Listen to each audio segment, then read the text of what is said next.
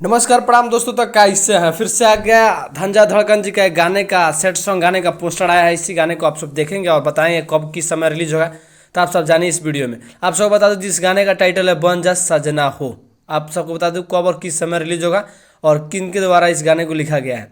तो आप सब बता दूं कि इस गाने को गाए हैं धंजा धड़कन और सृष्टि भारती के द्वारा इस गाने को गाया गया है। और बहुत जल्द आप सबके बीच में सेट सॉन्ग लाया जा रहा है जिस गाने का टाइटल है बन जा सजना हो। डी रिकॉर्ड से रिलीज किया जाएगा। इस गाने को लिखे हैं राइटर राकेश और संगीत दिए हैं पवन यादव।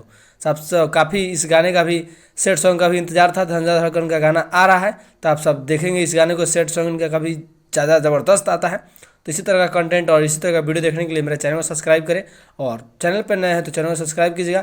और जहाँ धड़कन फैन और धनंजय धड़कन का फैन होंगे, कटर फैन होंगे, तो एक प्यारा सा कमेंट कीजिएगा कि मुझे भी पता चले कि हाँ मेरे वीडियो देखने वाले काफ़ी पसंद करते हैं।